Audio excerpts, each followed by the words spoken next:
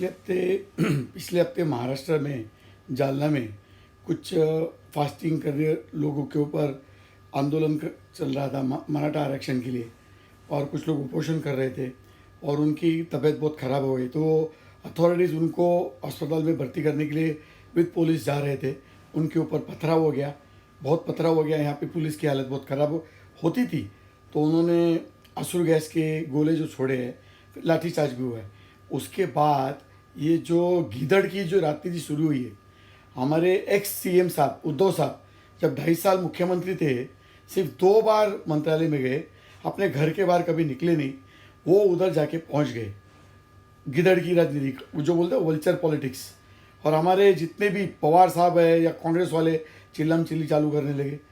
भाई साहब, आपको याद है पवार साहब 1993 में आप चीफ सीएम साहब थे, आप होम मिनिस्टर भी थे, पुलिस डिपार्टमेंट आपके हाथ में था।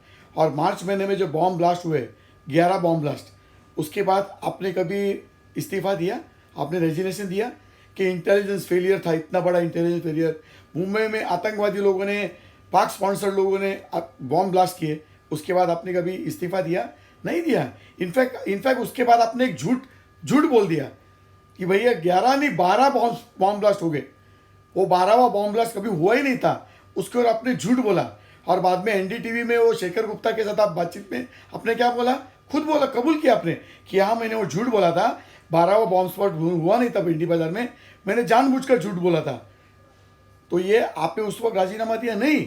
उसके 1 साल के बाद 1994 में बॉम्ब ब्लास्ट 1993 में हुआ मुंबई में, 1994 में आप मुख्यमंत्री है, आप होम मिनिस्टर भी है, पुलिस डिपार्टमेंट आपके पास है। नागपुर में जो अधिवेशन चल रहा था महाराष्ट्र असेंबली का, उस टाइम पे जो आदिवासी लोग जो गोवारी समाज के, वहाँ वो लोग मोर्चा लेके आए थे, उनको मिनिस्टर को मिलने का था, आदिवासी मिनिस्टर को मिलने को नहीं दिया। और उसमें जो घटना हुई, उसमें 113 लोग से भी ज़्यादा लोग मर गए। और आप उस वक्त आपने क्या किया? अधिवेशन चल रहा था, आप उधर से भाग गए, आप मुंबई में आके बैठ गए और मुंबई में प्रेस कॉन्फ्रेंस देके आप आंदोलनकारी लोगों को आप दोष दे रहे थे। क्या आपने उस वक्त राजीनामा दिया था? नहीं दिया था। आपने कभी राजीनामा दिया? तो उस वक्त आप गृह मंत्री भी थे, आप मुख्यमंत्री भी थे उस वक्त, 1994 की बात है। और अभी रिसेंट इंसिडेंट 2020 में सुशांत राजपूत की हत्या हो जाती है, दिशा सेलियन की भी हत्या होती है, बहुत सारे लोगों की हत्या होती है। उस वक्त आपके जो होम मिनिस्टर थे अनिल देशमुख, उसने कभी राजीनामा दिया, इस्तीफा दिया? आप लोग कभी उनको मिलने को गए, उनके फैमिली लोग को मिलने को गए? उद्धव साहब आप सीएम थे, आप उनको कभी मिलने को गए, उनके फैमिली लोगों को? सर, पालघर में 2 साधुओं की एकदम ब्रूटल किलिंग हो गई। पुलिस लोगों ने, बेचारे वो 2 साधु पुलिस स्टेशन में शरण मांगने के लिए, प्रोटेक्शन मांगने के लिए गए थे। और उतना पूरा जो भीड़, जो झुंड थी, जो भी लोग थे, इतने झुंड, उनके हाथ में पुलिस लोगों ने 2 साधुओं को हाथ में दे दिया था और उनको ब्रूटली लाइव किलिंग हो गई। क्लिप्स है उधर। क्या उस वक्त आपने क्या बोला था? उद्धव साहब, पवार साहब और जो भी कांग्रेस और राष्ट्रवादी के लोग हैं, इसमें राजनीति नहीं करनी चाहिए।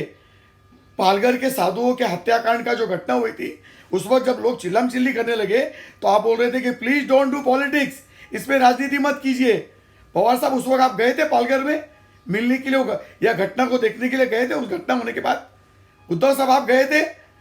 और अभी ये जो सुबह अर्ली मॉर्निंग में जो भोंगा है, वो जो बकवास सामने में लिखते रहता है, उस वक्त वो चुप बैठा था। सुप्रिया ताई भी सुली थी, सुप्रिया ताई सुले, उस वक्त वो चुप बैठी थी। उस वक्त इंटेलिजन्स फेलियर नाही था? ताई, तुमचे वडील मुख्यमंत्री असताना बॉम्ब ब्लास्ट झाला होता, गृहमंत्री पण होते, तेव्हा राजीनामा दिला होता का? गोवारीचं जेव्हा हत्याकांड, जे माणसं मेली 113 लोक, तेव्हा तुमच्या वडिलांनी राजीनामा दिला? तेव्हा सगळे चुप्प का बसले होते? आणि आता हे जेव्हा 2.5 वर्षामध्ये एवढा हायतोच घातला होता, और तेज कशाला? और वो क्या बात है, नवाब मलिक को, वो जो टेरर फंडिंग केस में एनआईए की प्रोब चल रही है, उनको अरेस्ट हो गया, फिर भी आपने कभी उनका इस्तीफा लिया पवार साहब? इनफैक्ट आप बोले कि उनको इस्तीफा देने की जरूरत नहीं। वो बंदा जेल में सड़ रहा था, जेल में था, वो बिल्कुल लीगली जेल में था। हाईकोर्ट ने, सुप्रीम कोर्ट ने उसको बेल नहीं दी, उसके बावजूद आपने उसको रेजिग्नेशन करने को लगाया, मिनिस्टर इन जेल। तो अभी आप ये जो गीदड़ की जो वल्चर पॉलिटिक्स कर रहे हो मराठा आरक्षण के ऊपर, यस, मराठा लोगों को आरक्षण मिलना चाहिए, उनको बेनिफिट मिलना चाहिए। सर, पवार साहब, ये आपकी नाकामी है, आप 15 साल के 50 साल से आप राजनीति में हो, आपने मराठा कम्युनिटी के लिए क्या किया सर? उनको सिर्फ माथाड़ी बना के रख दिया, कुली बना के रख दिया एपीएमसी मार्केट में। और सिर्फ आपने, पवार साहब, आपने आपके कम्युनिटी को कुछ नहीं किया, सिर्फ 1000-1200 फैमिली लोग को अरबोपति करोड़पति बना दिया।